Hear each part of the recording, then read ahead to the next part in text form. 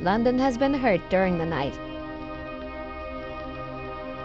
The sign of a great fighter in the ring is, can he get up from the floor after being knocked down? London does this every morning. London doesn't look down upon the ruins of its houses, upon those made homeless during the night, upon the remains of churches, hospitals, workers' flats.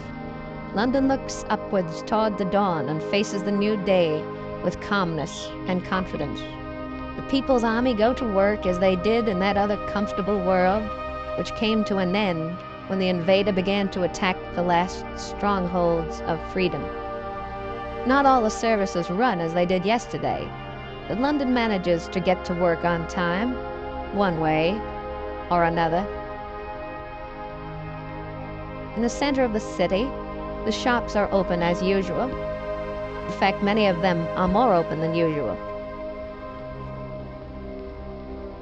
Dr. Paul Joseph Gibbles said recently that the nightly air raids have had it together, not by fear, but by a surging spirit of courage the like of which the world has never known. They know that thousands of them will die, but they would rather stand up and face death than kneel down and face the kind of existence the conqueror would impose upon them.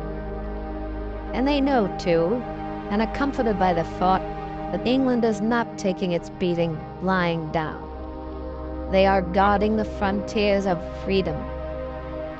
It is hard to see 5 centuries of labor destroyed in 5 seconds. But London is fighting back.